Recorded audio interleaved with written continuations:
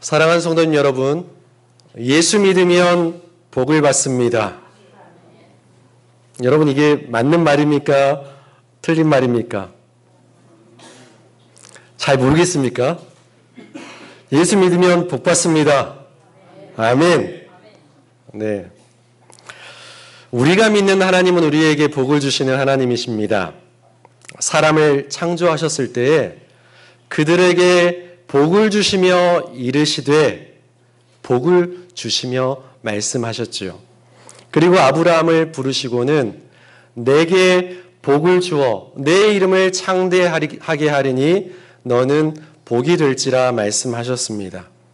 그리고 예수님께서 산에 많은 무리들이 모여 있을 때에 그들에게 복에 대해서 말씀하셨습니다. 그리고 교회를 향한 편지들 곳곳에 서로 지체들을 위해서 복을 빌어줄 것에 대해서도 권면하고 있습니다. 이렇듯 하나님은 우리가 복받기를 원하시는, 복 누리기를 원하시는 하나님이십니다. 여러분, 그런데 한국교회의 문제가 기복신앙이라고 하지 않습니까? 기복신앙은 무엇입니까? 문자적으로 복을 바라는 신앙입니다. 여러분, 다시 한번 묻습니다. 복을 바라는 게 문제입니까? 하나님 분명히 복 주신 하나님이라 그랬잖아요. 그러니까 그 주시는 복을 바라는 게 잘못된 게 아니잖아요. 그런데 왜 기복신앙이 문제라고 하는 것입니까? 아마도 우리가 생각하는 복과 또 하나님이 말씀하시는 복의 의미가 다른 것은 아닌가? 우리가 누리려고 하는 복과 하나님이 주시려고 하시는 그 복의 기준이 다른 것은 아닐까? 그걸 우리가 생각을 해봐야 되는 거죠. 우리는 세상이 말하는 복에 길들여져 있습니다. 우리 자녀들이 좋은 학교에 진학하면 복 받았다. 자기 너무 복 받았어. 자녀가 좋은 직장에 들어갑니다. 너무 복 받았네. 내 자녀는 그러지 못한데 나는 지지리도 복이 없지. 내가 잘 되고 내 가족이 잘 되는 것, 그리고 병들지 않고 오래오래 살게 되는 것, 그것을 복으로 생각합니다. 그런데 이것이 교회에도 스며들어와 있고 기독교 신앙에도 들어와 있다는 얘기입니다. 세상이 말하는 복을 얻으려고 교회에 다니는 사람들도 많이 있어요. 그래서 그 복을 찾고자 여기도 기웃거리고 저기도 기웃거리고 복을 주겠다고 하는 데는 다른 종교도 가보고 또 복채를 주어서 가면서 또 복을 구하러 찾아 나섭니다. 여러분, 그렇다면 하나님이 우리에게 주시는 복은 무엇일까요? 사도 바울은 오늘의 말씀을 통해서 우리가 받게 될 복, 우리가 받았으면 하는 그 복에 대해서 이야기하고 계십니다. 오늘 하나님께서 우리가 누려야 될 복이 어떤 것인지 깨닫고 그 복을 받아 누릴 수 있는 저와 여러분의 인생 될 수 있기를 소망합니다. 우리 1절 말씀 함께 봉독합니다. 그러므로 우리가 믿음으로 의롭다 하심을 받았으니 우리 주 예수 그리스도로 말미암아 하나님과 화평을 누리자. 아멘. 이런 믿음으로 의롭다 하심을 받았으니, 믿음은 무엇입니까? 우리는 무엇을 믿습니까? 여러분, 뭘 믿어요? 좀 전에 사도신경으로 신앙 고백했습니다. 전능하사 천지를 만드신 하나님을 믿습니다. 그 외아들 예수 그리스도를 믿습니다. 성령님을 믿습니다. 공교회. 그런데 한마디로 요약하면 우리가 이것을 믿습니다. 이 믿음에서는 우리가 결코 흔들려서는 안 됩니다. 예수 그리스도께서 나의 구원자가 되어주시고 그 주님이 나의 하나님이십니다. 이 믿음을 우리는 절대 놓지 않아야 합니다. 로마서 3장 23절에 모든 사람이 죄를 범하였음에 하나님의 영광에 이르지 못했다, 이렇게 선언하고 있어요. 하나님의 영광에 이르지 못했다는 말이 무슨 말입니까? 하나님께서 우리를 창조하셨을 때 우리는 하나님과 대면하며 교제하며 사귀도록 지음 받았어요. 그런데 이 땅에 죄가 들어옴으로 말미암아 그 교제가 끊어졌습니다. 하나님의 영광에 이르지 못했습니다. 죄의 노예가 되었다는 말이에요. 그런데 오늘 말씀에 믿음으로 의롭다 하심을 얻게 되었다 이렇게 선언하고 있습니다. 여러분, 믿음에 대해서 아까 말씀드렸죠. 예수님이 나의 구원자이심을 믿으십니까? 네, 자신이 있어야 됩니다. 이거는 예수님이 나의 구원자이심을 확신하십니까? 나의 주님, 나의 하나님이심을 믿습니까? 이 믿음 하나로 우리가 의롭다 하심을 얻었다는 거예요. 의로운 구석이 있어서 그런 게 아니라 내가 기독교 신앙의 가문에서 태어나서가 아니라 예수님 믿는 그 믿음 보고 너를 의롭다 이렇게 하나님께서 인정해 주신다는 거예요. 나쁜 일을 하지 않아서 의로운 게 아니라 쭉 지금까지 교회 출석 열심히 해서가 아니라 각 사람이 예수 그리스도를 믿는 그 믿음으로 의인이 되었습니다. 그래서 하나님과의 사귐이 회복되었고 관계가 회복이 된 것입니다. 예수를 믿는다는 것은 예수를 구주로 믿고 내 삶의 주인으로 모셔드리는 거죠. 받아들이는 것입니다. 요한복음 1장 12절은 이렇게 이야기합니다. 영접하는 자, 곧 그 이름을 믿는 자들에게는 하나님의 자녀가 되는 권세를 주셨다고 했습니다. 의롭다는 것, 믿음으로 의롭다고 했잖아요. 영접하면 하나님의 자녀가 된다 그랬잖아요. 의롭다는 것과 하나님의 자녀가 되는 것은 뭔가 비슷해 보이지만 그 의미는 조금 다를 수 있는 거죠. 그럼에도 불구하고 하나님의 자녀로 삼기 위해서 죄인이었던 우리를 예수 믿는 믿음 때문에 의롭다고 해주셨고 또 의롭게 되었기 때문에 우리가 하나님의 자녀가 된 것입니다. 결국 믿음으로 의롭게 되었고 우리는 믿음으로 하나님의 자녀가 된 것입니다. 하나님의 자녀이기 때문에 우리 공동체는 다 주님 안에 한 형제요, 한 자매요, 가족인 거예요. 그래서 우리 좀 인사 좀 나누실까요? 형제님 반갑습니다. 자매님 잘 오셨습니다. 우리 한 가족이에요. 내가 미처 몰랐군요. 우리가 한 가족이었다니. 네. 예전에 미처 몰랐어요. 너무나도 소중한 존재였다는 걸. 네. 우리가 한 가족입니다. 죄인인 우리를 하나님의 자녀 삼아주신 복이 우리에게 임한 거예요. 정한 수 떠놓고 빌어서 받은 복이 아닙니다. 복채를 주고 얻은 복이 아니에요. 오직 믿음으로 받은 복입니다. 그래서 우리 1절 말씀 한번 다시 한번 읽어보겠습니다. 그러므로 우리가 믿음으로 의롭다 하심을 받았으니 우리 주 예수 그리스도로 말미암아 하나님과 화평을 누리자. 아멘. 믿음으로 의롭다 하심을 받았어요. 의롭다함을 받는다는 것이 무슨 말입니까? 죄 없고 깨끗하다고 인정되는 것일까요? 그 이후에 아무렇게나 살아도 된다는 말씀입니까? 그렇다면 의롭다고 인정해 주신 그 의는 사라지고 말 것입니다. 의는 하나님께서 우리 믿음을 보시고 우리를 하나님 안으로 옮겨주시는 것을 말합니다. 우리는 하나님으로 옮겨진 사람들이에요. 하나님 품에 안긴 사람들입니다. 1절은 다시 한번 보시면 믿음으로 출발해서 하나님과 화평을 누리자 말씀으로 맺어지고 있죠. 하나님과 화평을 누립시다. 권면으로 읽을 수도 있습니다. 그런데 주보 이렇게 이면 안쪽을 한번 보세요. 새한글 성경 버전에는 어떻게 되어 있습니까? 하나님과 평화로운 관계를 누리고 있습니다.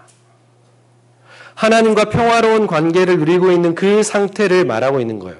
믿음으로 의롭게 되어서 우리는 하나님과 평화로운 관계를 누리고 있는 그 상태에 있게 되었다는 말씀입니다. ESV 영어 성경이나 NIV에서도 같은 번역을 취하고 있습니다.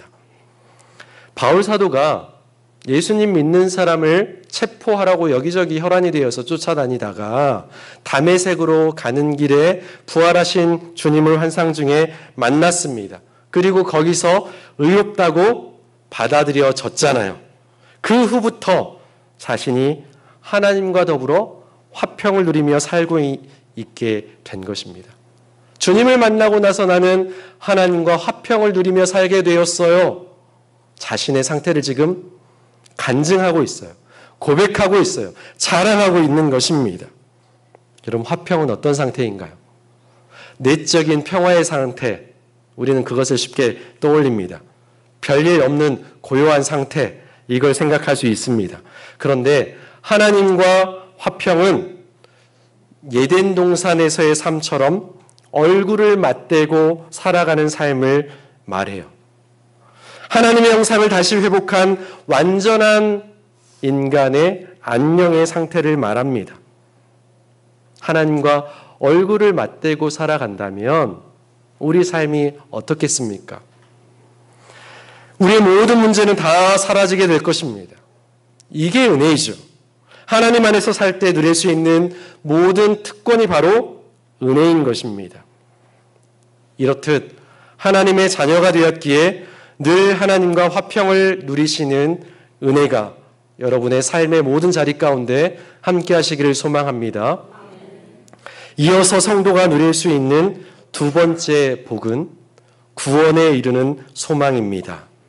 2절 말씀 보시면 또한 그로 말미암아 우리가 믿음으로 서 있는 이 은혜에 들어감을 얻었으며 뭐라고요? 하나님의 영광을 바라고 즐거워하느니라 이야기하고 있습니다. 하나님의 영광에 참여하리라는 소망이에요. 우리는 하나님의 자녀가 되는 복으로 충분하죠. 얼굴을 맞대고 살아가는 하나님과의 화평의 관계로 사실은 족합니다. 그 복으로 충분해요. 그러면 삶의 모든 문제들도 다 이겨내며 나갈 수 있는 힘과 용기를 얻을 수 있을 겁니다. 그러나 눈앞에 펼쳐진 삶은 어떻습니까? 만만하지가 않아요. 늘 즐겁습니까? 여러분, 어제도 즐거우셨습니까? 그제도 즐거우셨습니까? 매일매일 즐거우셨습니까? 저도 아닌데요. 여러분도 아니시잖아요. 네? 늘 즐거운 일이 있는 게 아닙니다. 여러분, 오히려 힘들고 어려운 일투성인 것 같아요. 왜 나에게만 이런 일이 일어날까? 답답할 때가 얼마나 많이 있습니까? 그래서 성도가 이어서 누릴 수 있는 복은 어떤 상황에서도 하나님의 영광에 참여하게 될 소망이 있다는 거예요. 어떤 상황과 형편에 있을지라도 나는 하나님의 자녀 된 나는 하나님의 영광에 참여하게 된다라는 소망이 우리에게 있습니다. 3절 말씀에 다만 이뿐 아니라 우리가 환난 중에도 즐거워한다고 했어요. 2절 말씀에 하나님의 영광을 바라고 즐거워한다고 했는데 그 즐거워한다는 말과 원어가 똑같습니다. 같은 단어예요. 환난 중에도 하나님의 영광을 즐거워하는 삶의 자세는 변함이 없어야 된다는 얘기예요. 그러므로 우리는 본문을 이렇게 바꿔서 읽어볼 수가 있는 거죠.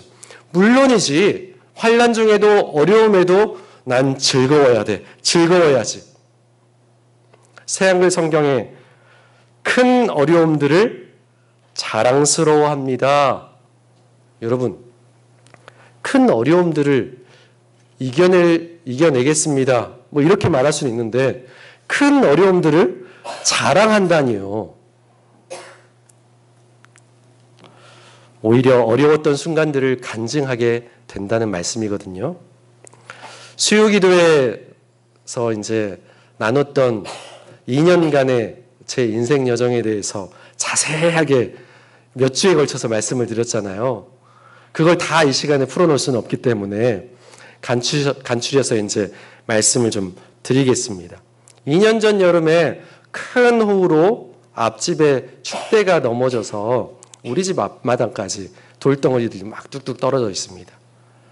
그대로 방치해 놓으면 우리 집까지 덮칠 판입니다. 그래서 소방당국에서는 얼른 피신해야 된다고 합니다. 그래서 얼른 옷가지를만 싸서 5 식구가 여기저기 떠돌이 인생을 살아갑니다. 얼마나 마음이 힘들었던지요. 그런데 그게 완전히 복구가 안 되었어요. 더 무너지지 않도록만 항공마대에 모래를 가득 채워가지고 그냥 쌓아놨고 결국 집에 들어갔어야 됐는데 창문으로는 문 앞에 답답한 그냥 꽉 막힌 벽이 그냥 쌓여져 있는 것과 같은 느낌이었습니다. 왜 이렇게 답답하지? 그런 삶을 1년 반을 살았어요. 거창에 이사 오기 바로 직전까지. 그런데 어느 순간에 이것이 하나님께서 우리 가정을 지켜주셨던 에베네셀이었구나. 여기까지 도우신 도움의 돌이었구나라는 게 믿어지는 순간이었어요. 제가 이전 교회에서 부목사로 9년 사역하고 연한제가 있어서 이제 사임을 하게 되었습니다. 말이 사임이지 실직자가 되었습니다. 목회지가 없었어요. 가정을 돌볼 수 있는 형편도 안 됐습니다. 퇴직금으로 그저 마이너스 인생을 살아가는 1년을 보냈습니다. 재정적으로만 힘들었겠습니까? 마음이 얼마나 무너졌겠습니까? 목회자로 부르셨으면은 어디든 하나님 부르셔야지. 나 같은 사람을, 나 같은 인재를 왜 하나님께서 몰라주실까? 교만이 그냥 하늘을 찌르고 있었을 때, 그런데 계속해서 지원하고, 하나님, 내가 여기는 가야죠. 최소한 나는 이 정도 했는데, 여기는 가야죠. 그렇게 해서 24수 만에 거창 영락교회로 왔어요. 네, 와. 만약에 제가 한두 번 만에 떡하니 담임 목회를 시작했더라면 이런 은혜가 없었을 거예요. 네. 환난을 통해서 인내를 알게 하시고 연단하게 하시고 또 소망을 품게 하셨고 그래서 에베네셀 하나님을 찾게 되었습니다. 거창 영락교회가 하나님께서 보내신 목회지인 게 분명하다는 게 믿어지고 우리 성도들이 내가 섬겨야 될 동역자요 가족임을 내가 확신하게 됩니다. 볼 때마다 그렇게 믿어져요. 네. 얼마나 은혜가 많은지 모릅니다. 그러나 또 어려움이 찾아오겠죠. 그런데 이제는 그 어려움을 통해서 하나님께서 어떤 교훈을 주시려고 하는지 이제는 기대가 될 것 같아요. 네. 물론 그 상황은 힘들 수 있죠. 또 우리 교회도 어려움을 경험할 수 있습니다. 그럴 때 하나님께서 또 교회에 주시는 말씀이 뜻이 있을 수 있습니다. 우리는 그 상황에만 매몰되어 있을 게 아니라 그 상황 속에서 말씀하시고자 하시는 하나님을 만나야 돼요. 영광에 참여하게 하시려는 소망의 주님 하나님을 만날 수 있어야 됩니다. 우리 새한글 성경 주보 안쪽에 3절 4절 말씀을 한번 한 목소리로 같이 읽어보겠습니다. 그뿐만 아니라 우리는 큰 어려움들을 자랑스러워합니다. 우리가 알기 때문입니다. 큰 어려움 가운데 견디는 힘이 생긴다는 것을요. 또 견디다 보면 굳세지고 굳세지다 보면 희망이 생긴다는 것을요. 아멘. 우리가 압니다.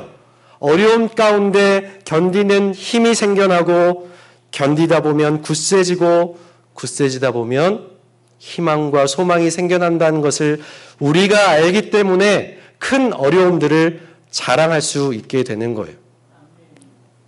숨길 게 아니라 그게 나의 핸디캡이 아니라 부끄러운 게 아니라 오히려 그것이 자랑이 되는 거예요.